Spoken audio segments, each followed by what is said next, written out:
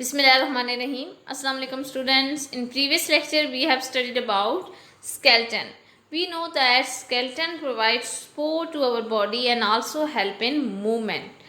We have studied about three types of skeleton: hydroskeleton, endoskeleton and exoskeleton. In this lecture we will discuss some function of skeleton. As we know that major function of skeleton is to provide support, but there are many other functions that skeleton perform in our body. So what are the functions of skeleton? First of all, it provides support and also give shape to the body. ये हमारी body को support provide करता है और साथ में हमारी body की फाइनल शेप भी किस पे डिपेंड करती है? स्केलेटन पे. Second is protection. स्केलेटन हमारी बॉडी के बहुत से डिलिकेट ऑर्गन को प्रोटेक्ट भी करता है. Third is movement. स्केलेटन के साथ अटैच होते हैं मसल्स और मसल जब कंट्रैक्ट करते हैं तो उसके साथ बोन मूव्स करती हैं, जिसकी वजह से हमारी बॉडी की मूवमेंट पॉसिबल होती है. Fourth is mineral homeostasis. What is homeostasis? Homeostasis is the maintenance of internal condition with in the tolerable range. जब भी बाहर इन्वायरमेंट में किसी तरह का चेंज आता है तो उस चेंज को मिनिमाइज करने के लिए हमारी बॉडी जिस तरह से फंक्शन करती है या जिस तरह से बैलेंस मेंटेन करती है, उस प्रोसेस को हम होम्योस्टैसिस कहते हैं. जैसे वाटर की रेगुलेशन की जाती है, टेम्परेचर की रेगुलेशन की जाती है, इसी तरह हमारी बॉडी के अंदर मिनरल्स की मेंटेनेंस भी की जाती है. और मिनरल्स की मेंटेनेंस में किसका रोल है? साथ में स्केलेटन का. Last one is blood cell production. Skeleton blood cells की प्रोडक्शन में भी हेल्प करता है, जैसे कि वाइट ब्लड सेल हैं, रेड ब्लड सेल्स हैं.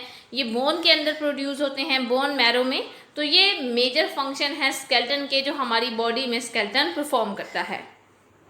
First of all, support and shape. Skeleton हमारी बॉडी को सपोर्ट प्रोवाइड करता है और हमारी बॉडी को शेप भी देता है. सो बोन सपोर्ट करती हैं सॉफ्ट टिश्यूज़ को. हमारी बॉडी के अंदर जैसे कि सॉफ्ट टिश्यूज़ मौजूद हैं, जैसे कि हार्ट है या लंग्स हैं, डिफरेंट ऑर्गन मौजूद हैं, तो उन सॉफ्ट टिश्यूज़ को और स्किन को भी बोन सपोर्ट कर रही होती हैं. हमारी बॉडी को एक जगह पे होल्ड करके रखती हैं और प्रॉपर शेप देती हैं. Second, skeleton serve as attachment site for muscles. हमारी बॉडी के मसल्स जब कंट्रैक्ट करते हैं तो उन्हें एक सहारे की ज़रूरत होती है या एक सपोर्ट की ज़रूरत होती है, और स्केलेटन अटैचमेंट पॉइंट के तौर पे एक्ट करता है मसल्स के लिए. मसल्स स्केलेटन के साथ अटैच होते हैं. सो जब मसल्स कंट्रैक्ट करते हैं तो साथ में बोन्स भी मूव करती हैं. Third is skeleton give shape to the body. हमारी बॉडी की फाइनल शेप किसके ऊपर डिपेंड करती है? स्केलेटन के ऊपर. जो हमारी बॉडी की फाइनल शेप होती है वो स्केलेटन के ऊपर डिपेंड करती है. और इसी तरह अगर हम डिफरेंट एनिमल्स का कंपैरिजन करें तो एनिमल्स की फाइनल शेप भी उन्हीं के स्केलेटन के जैसी होगी. जैसे कि अगर हम कौ का स्केलेटन देखें तो कौ का स्केलेटन डिफर करता है फिश के स्केलेटन से. दोनों के अंदर फ़र्क है. तो फाइनल बॉडी शेप भी उसी तरह की होगी जिस तरह का स्केलेटन होगा. इसी तरह हैन का स्केलेटन फिश और कौ से वेरी करता है और क्रोकोडाइल का स्केलेटन इन तीनों से अलग है. इसी वजह से इसकी शेप इन तीनों से डिफरेंट है. तो फाइनल बॉडी की शेप किसके ऊपर डिपेंड करती है? स्केलेटन की शेप के ऊपर. जैसी स्केलेटन की शेप होगी वैसी ही हमारी बॉडी की फाइनल शेप होगी. Second is protection. स्केलेटन हमारी बॉडी के बहुत से ऑर्गन्स को प्रोटेक्ट भी करता है. बोन्स इंटरनल ऑर्गन्स को प्रोटेक्ट करती हैं.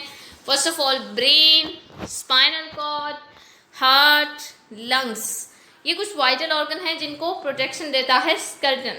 सबसे पहले अगर हम ब्रेन की बात करें तो ब्रेन मौजूद होता है स्कल के अंदर. स्कल प्रोटेक्ट करती है ब्रेन को.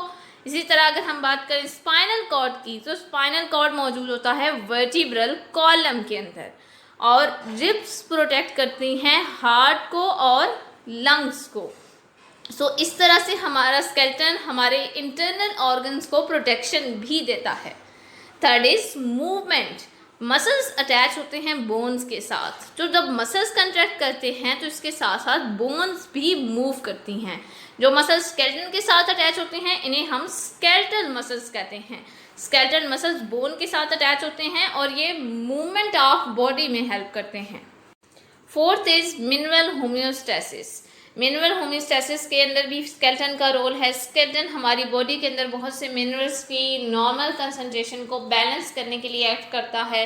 जब उनकी कंसंट्रेशन एनवायरनमेंट के अंदर वेरी करती है तो स्केलेटन इसको रेगुलेट करता है। जैसे कि अगर हम बोन्स की बात करते हैं तो बोन्स सर्व करती हैं as a store for calcium, phosphorus, sodium and potassium.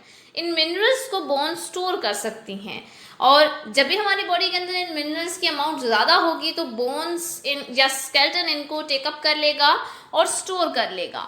और इसी तरह जब हमारी बॉडी के अंदर इन मिनरल्स की अमाउंट कम होना स्टार्ट हो जाएगी तो स्केलेटन दोबारा से इन्हें रिलीज कर देगा। दोबारा से बोन्स नेगेटिव फीडबैक मैकेनिज्म के जरिए इनको रिलीज कर देंगी। नेगेटिव फीडबैक मैकेनिज्म क्या है कि अगर इनकी कंसंट्रेशन कम हो रही है बॉडी में तो स्केलेटन इसके अगेंस्ट एक्ट करेगा और इनकी कंसंट्रेशन को बॉडी में इंक्रीज करने के लिए इनको रिलीज करना स्टार्ट कर देगा। अगर बॉडी के अंदर इनकी कंसंट्रेशन ज़्यादा है तो देन ये इनको टेकअप करना स्टार्ट कर देगा और अपने ऊपर डिपॉजिट करना स्टार्ट कर देगा। तो इस तरह से ये मिनरल होम्योस्टेसिस को भी मेंटेन करता है। Last one is blood cell production. Skeleton blood cell की प्रोडक्शन के अंदर भी रोल प्ले करता है। Red and white blood cells की बात करें तो ये बोन मैरो में बनते हैं। बोन्स के अंदर मौजूद होता है बोन मैरो और बोन मैरो के अंदर बनते हैं red and white blood cell. Red bone marrow के अंदर अगर हम बात करें जैसे कि लार्जर बोन है, फीमर है, हमारी लेग बोन है और इसी तरह बाकी जो हमारी बोन्स हैं उनके अंदर बोन मैरो मौजूद होता है। इस बोन मैरो के अंदर रेड ब्लड सेल और वाइट ब्लड सेल्स की प्रोडक्शन होती है। इसी तरह प्लेटलेट्स की प्रोडक्शन भी होती है। Thank you so much students.